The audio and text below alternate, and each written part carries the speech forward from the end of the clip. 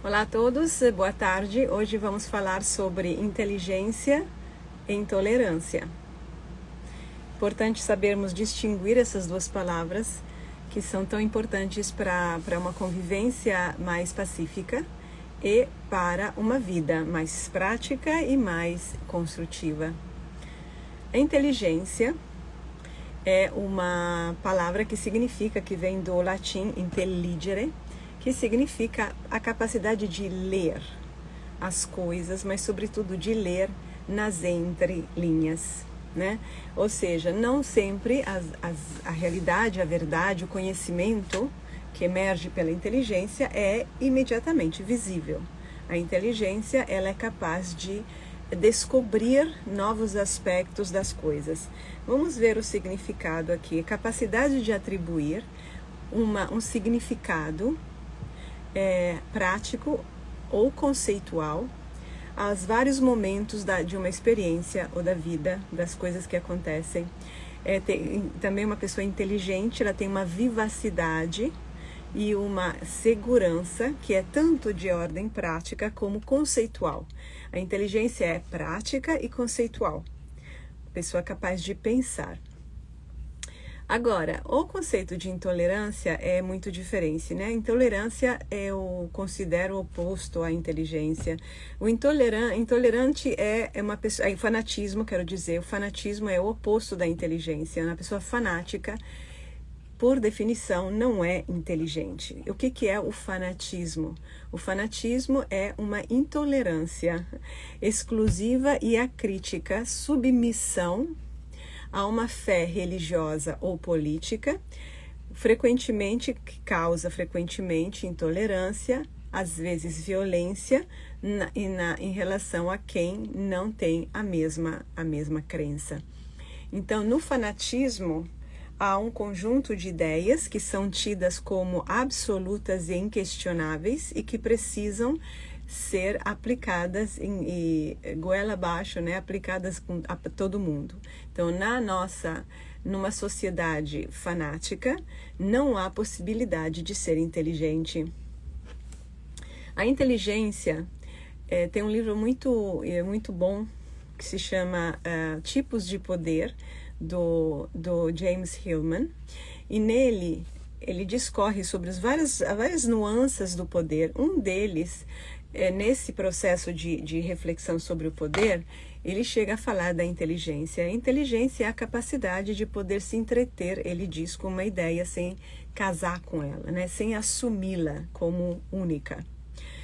As pessoas que são inteligentes, elas abrem o leque da compreensão da realidade no lugar de fechá-lo a um punhado de conceitos que sempre necessariamente viram preconceituosos. O fanático é um preconceituoso, também por definição, porque ele toma uma suposta verdade como absoluta, exclui todas as outras possibilidades de interpretação do mesmo fenômeno e vai repetir essa verdade suposta, essa crença que virou uma crença, pela eternidade. Não se importa, por exemplo, a Terra que é chata, não é redonda, é fruto do fanatismo e é uma explícita declaração de imbecilidade, né? Totalmente. Então, o fanático, ele não olha mais para a realidade, ele está olhando para esse um pouquinho, um punhado, não é muita coisa não. Eles não têm capacidade de pensar demais. De ideias, em cima delas, em volta delas, constroem o mundo inteiro. O mundo inteiro. Por que isso está atrelado tão frequentemente às religiões? Porque a religião, por definição, a religião institucionalizada, que nada tem a ver com o espírito religioso, a religião institucionalizada, ela está fundada não sobre pesquisa científica, sobre autoconhecimento, sobre observação da natureza, sobre as experiências internas e externas que o ser humano faz. Não, está fundamentada sobre crenças que são consideradas absolutas, dogmáticas, ou seja, não questionáveis, para sempre. Então, a pessoa que se dedica a esse tipo de atividade com frequência, necessariamente ela vai ter seu cérebro reduzido, porque ela não vai desenvolver, eu estou falando sério, não vai desenvolver sinapses, conexões do cérebro que promovem o desenvolvimento da inteligência, ou seja, promovem a capacidade de pensar a mesma situação, a mesma coisa, a mesma questão de muitos aspectos, porque a realidade é complexa.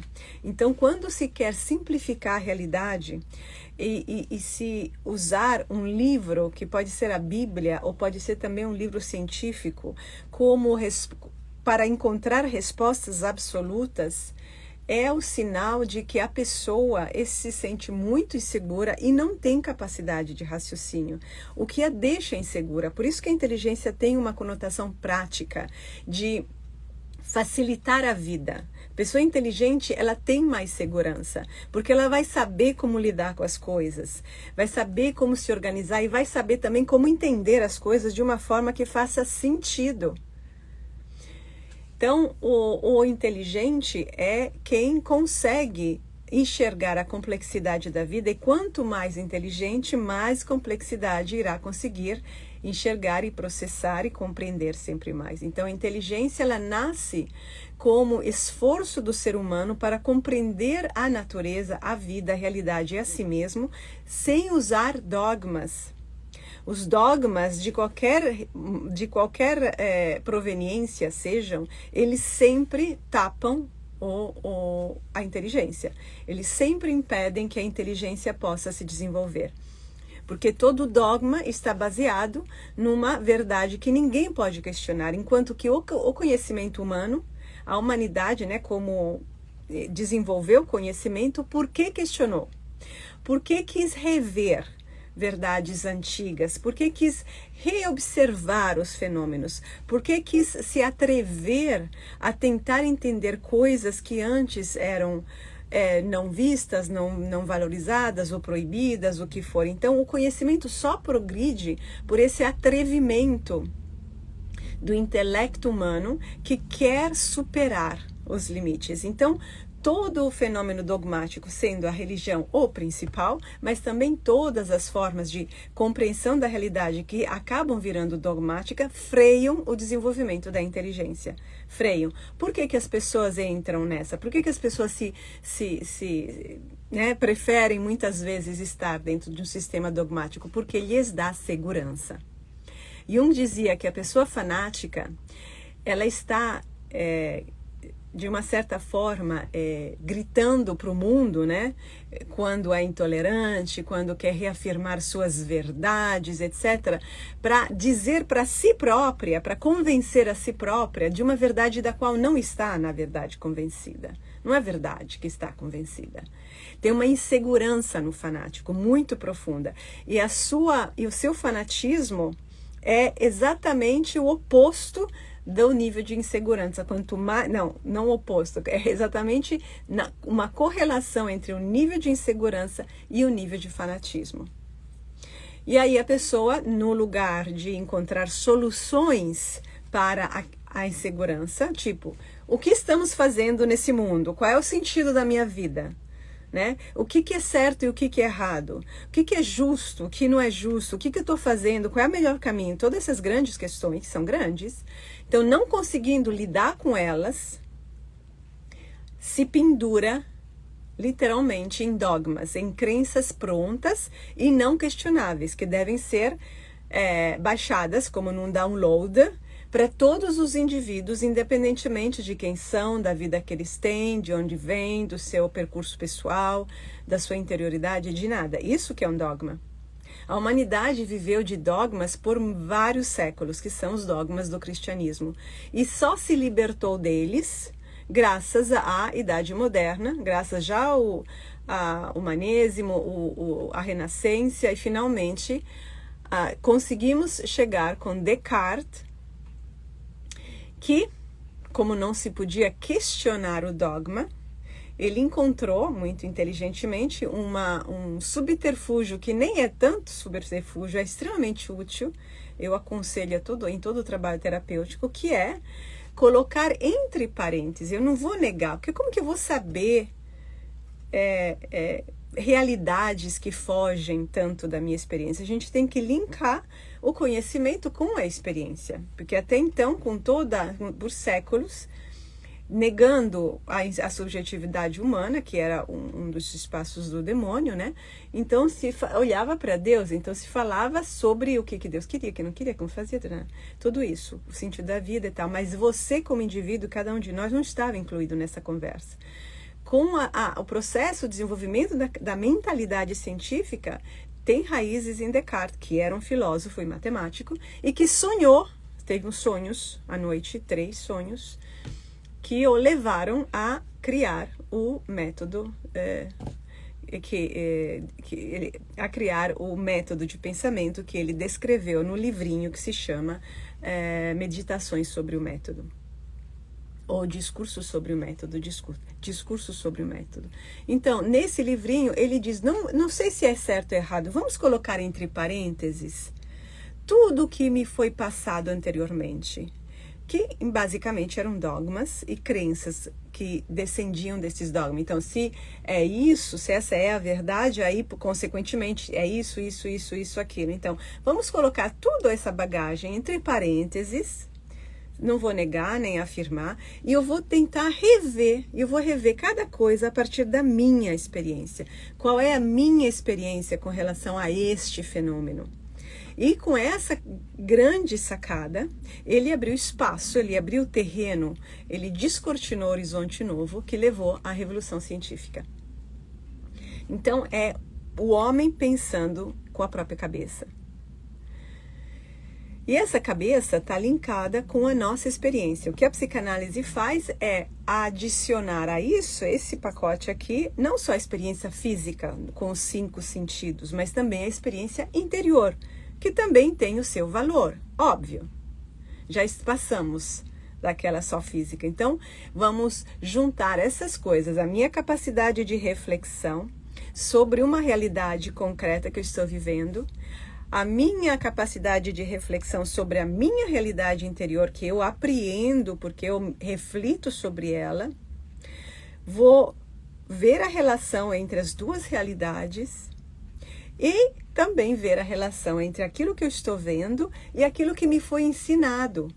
Porque me ensinaram coisas, a mídia hoje fala coisa, meu pai, minha mãe, meus amigos, um monte de gente. Se você pegar tudo aquilo que eles te falam, que você ouviu, aprendeu e simplesmente acatar, você não é nada mais do que um clone. Você não tem um pensamento próprio. Você pode dizer, eu concordo com isso, mas você continua sendo um clone. Você não criou um pensamento, você não sequer processou esse pensamento. Você simplesmente engoliu e foi construindo a vida em cima disso. Isso não é pensar. Isso é repetição de pensados, coisas que já foram pensadas, passadas para você, e você fez própria, como comprar uma comida já pronta, industrializada. Já está tudo pronto, porque todo mundo come a mesma coisa. O pensar verdadeiro, ele parte do nada. É tipo fazer uma torta, um bolo, a partir dos elementos não processados. Então, esses são os elementos, o que você sente, o que acontece com você, como você interpreta o que acontece com você, também é um elemento que você tem que entender, porque você pode interpretar de uma vez, de uma forma, de outra, sei lá, é correto? Funciona? Para onde vai essa interpretação? Então, vocês percebem que tem uma complexidade. Para a gente fazer jus à nossa individualidade, à nossa história, ao nosso esforço, ao nosso sangue, à nossa dor, à nossa alegria, à nossa vontade de ser feliz, a gente tem que aprender a estar na complexidade que somos. Para isso precisamos de inteligência. E para ter inteligências precisamos aos poucos, porque é um processo doloroso às vezes, né? Ir nos libertando dos dogmas que prendem o nosso pensamento. Prendem o pensamento e prendem também o nosso sentimento, porque por causa de dogmas não se sentem coisas que se sentem, ou seja, não se tem consciência de coisas que se sentem. Você continua sentindo, porque não tem como parar ou sentir, não tem como você controlar o que você sente ou não sente. O que você pode fazer, você como um ego, como um eu, é reprimir. e fingir. Reprimir tão bem reprimido que você nem percebe mais, reprimir e sentir, ou fingir. Mais ou menos o mesmo resultado. Você finge, aí você finge com você mesmo, que não sente, mas você continua sentindo. E esse sentir, qualquer tipo de sentir, você pode sentir amor, você pode sentir ódio, você pode sentir raiva, você pode sentir que aquela pessoa está sendo injustiçada, você pode sentir que aquela pessoa está sendo cruel, você pode sentir que aquela pessoa está sendo falsa, qualquer sentir, né? E esse sentir está te trazendo informações sobre a realidade.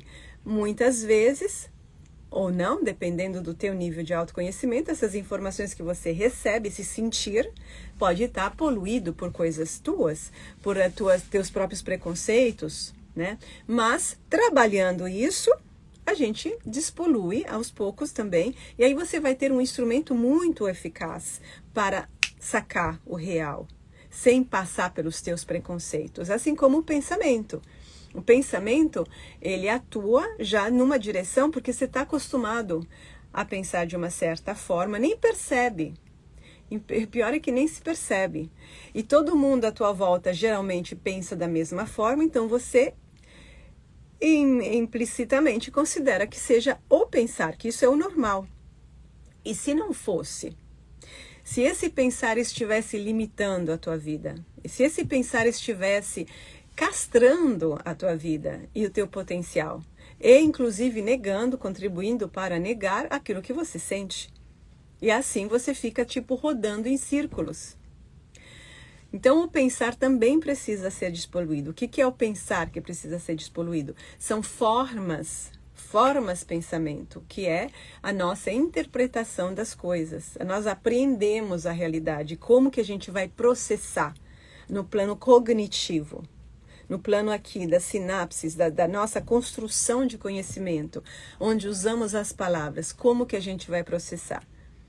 A gente vai aprendendo aos poucos a olhar para como a gente processa e nos questionarmos se é por aí ou não. E como não é. Por quê? E até que ponto. Essas coisas que eu estou descrevendo correspondem exatamente ao percurso da psicanálise pós-junguiana. Um afinamento da inteligência cognitiva e um afinamento da capacidade de compreensão, de percepção, compreensão e tradução e administração dos conteúdos internos, dos nossos sentimentos, emoções e todas as coisas que a gente percebe que não estão ainda traduzidas em palavras. As palavras vêm depois. Primeiro a gente tem a experiência, depois a gente traduz em palavras. Essas palavras, se não forem fiéis ao que elas estão tentando comunicar, ao que estão tentando, aliás, representar, elas vão trair esse conteúdo. E aí a gente vai se extraviar. Então é muito importante saber identificar exatamente o que nós estamos sentindo, percebendo, sacando e usar as palavras corretas. Eu vejo muitas vezes o uso errado de palavras. É como se a palavra não precisa, cria um embaçamento da visão, confunde a mente. Quando nós falamos, ativamos o cérebro. Então, usar poucas palavras promove a burrice. Vygotsky, psicólogo russo dos anos 30, na Rússia, em Moscou. Ele foi um dos maiores psicólogos que ainda é usado hoje. Ele percebeu a importância da linguagem para o desenvolvimento psicossocial da criança. Então, por exemplo, com a minha filha, eu usei a maior quantidade de palavras possíveis. Eu nunca usei palavras pequenas. Tititim, gatinho, fofinha, mimimi, todas essas babaquices que servem para a criança ficar infantil. Porque ficar um bibelô do adulto, porque convém ao adulto. O adulto está usando, a criança não está educando. A criança está num processo fertilíssimo de compreensão. Então, eu usei sempre a maior quantidade possível de palavras. Claro que eu não usei palavras muito difíceis, né? Que eu usaria, sei lá, em filosofia, mas com o tempo, inclusive, fui usando. E assim o cérebro tem a possibilidade de desenvolver sinapses, que são as conexões entre os neurônios. Se a gente não tiver palavras, as sinapses não se criam. Por isso que, por exemplo, é muito difícil pessoas que não estão acostumadas a estudar, ou mesmo que estão acostumadas a estudar numa determinada área, passar para uma outra. Se eu agora tivesse que estudar matemática, eu precisaria de um bom tempo para reorganizar as minhas sinapses para poder focar nessa outra forma de conhecimento, porque é como se tivesse percursos diferentes para você trabalhar com a matemática ou com as ciências humanas. Então, a inteligência é o que permite o desenvolvimento e ela está baseada no uso próprio, apropriado de palavras. A maior quantidade possível de palavras, as coisas, as situações, as pessoas, os sentimentos, têm nuances. Não podemos usar a mesma palavra para descrever diferentes situações, diferentes sentimentos. Quanto menos palavras você usar e mais imprecisas, mais incapacitado intelectualmente você fica. É praticamente a mesma coisa com a questão do dogmatismo, no fanatismo. No fanatismo não são as palavras, são os conceitos, as ideias, que são poucas. Então não tem como o cérebro trabalhar bem. Então o indivíduo que quer baixar aquele download, aquele é um programinho bem simplório. Então baixa aquele programinho, ele tem que fazer caber nesse aplicativo todas as diversas e incríveis situações que acontecem no dia a dia com todos nós. Então, assim, você tem que socar aí dentro, um punhado de 4 ideias, tudo. Obviamente, o nível vai ser uma burrice ao quadrado, ao cubo.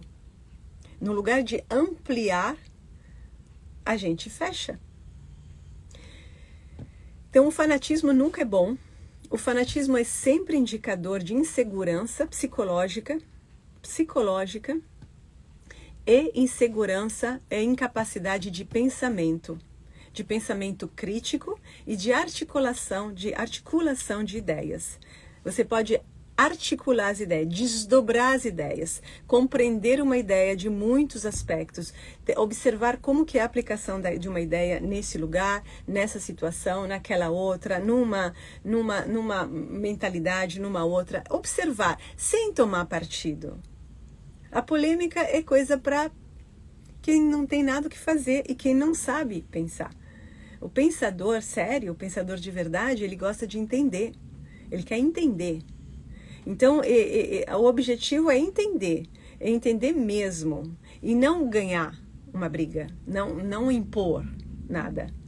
Então, o pensamento é um dos instrumentos mais poderosos que nós possuímos. A humanidade evoluiu por causa do pensamento, e a humanidade evoluiu, nós todos estamos aqui porque tiveram pessoas que ousaram quebrar tabus, que ousaram desafiar a autoridade, que ousaram desenvolver pensamentos novos, criativos, portanto, perigosos para o antigo. Então, fanatismo e inteligência são duas coisas em completa oposição. Não é possível ter uma coisa e ter a outra. Também você pode fingir não ser um fanático, mas não sair daquela pequena redoma. Então, as pessoas fingem, enfim, tem um monte de coisa. Mas essa questão não é para mostrar para ninguém. Isso aqui é uma questão para cada um. Cada um sabe de si e cada um vai fazer uma escolha para si. O que é melhor para si? O aprender a saber pensar é um aprendizado, saber pensar. É um aprendizado, não é uma coisa que nasce assim. A reflexão, o pensamento é uma reflexão que não presta contas a ninguém. Né? Não é é tipo assim, é como se você quisesse resolver uma equação de matemática, mas o resultado sempre tem que ser 5. Não dá, né? Às vezes pode ser 5, mas não dá. Os números são infinitos. Pensamento é a mesma coisa. E é isso, por isso que as pessoas não sabem pensar, uma grande maioria, porque tem que pensar para depois chegar no resultado que já está preconizado, porque é o que convém para os meus interesses, para o meu bolso, para as minhas amizades, para o meu casamento, para a minha relação com a minha mãe, com o meu pai, para as minhas crenças, para os meus medos, convém. Só que nisso você não está pensando, você está rodando em círculo e se dando uma justificativa, chegando a conclusões corretas. Não são corretas. Então, pensar é livre.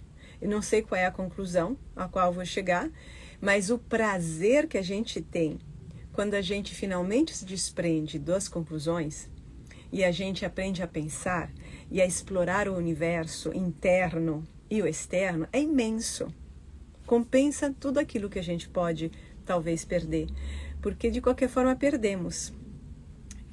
Perdemos quando a gente quer fazer o pensamento chegar a conclusões preconizadas, porque a gente está se empobrecendo, estamos nos traindo, estamos sabotando o nosso desenvolvimento. A mesma coisa vale com outro pilar do conhecimento, que é a percepção, o sentir, que também inclui a intuição. Todo esse mundo pré-verbal que acontece em nós, assim como o pensamento de forma espontânea, acontece e que traz informações profundas, extremamente pontuais, extremamente importantes, se a gente souber chegar lá. E é um trabalho analítico de autoconhecimento, se despoluir das interpretações que a gente tem prontas, que servem novamente para chegar a mesmas conclusões. Porque elas nos dão conforto. Mas é um conforto que vai direto para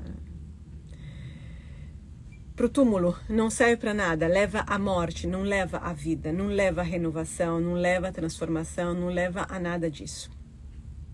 Então, fanatismo, inteligência, duas realidades humanas contrapostas, incompatíveis por necessidade. O fanatismo fecha o pensamento, fecha o horizonte, prende, acorrenta a capacidade de pensar, que é preciso desenvolver. O pensamento só pode ser real se for livre, se for uma reflexão.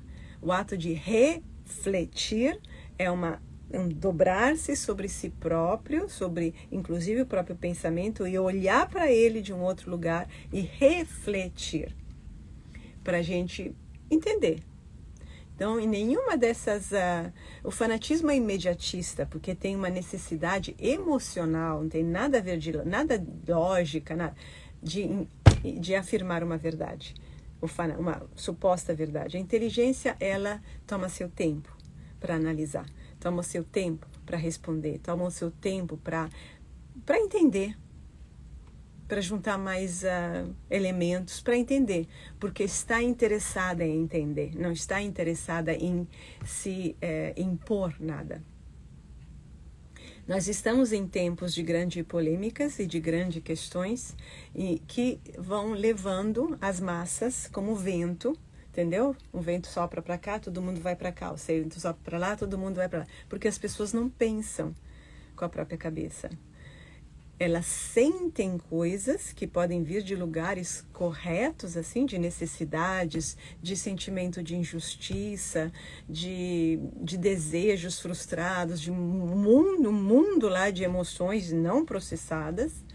E aí encontram canais já prontinhos, onde vão vomitar tudo isso em palavras também já prontinhas que prepararam para elas, e aí elas vão repetindo.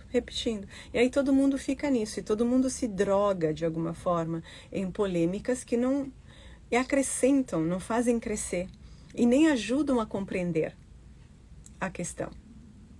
E esse é um fenômeno que sempre aconteceu, sempre na história, mas hoje está mais intenso por causa da mídia. Então, imediatamente uma ideia, uma polêmica, uma questão se espalha imediatamente.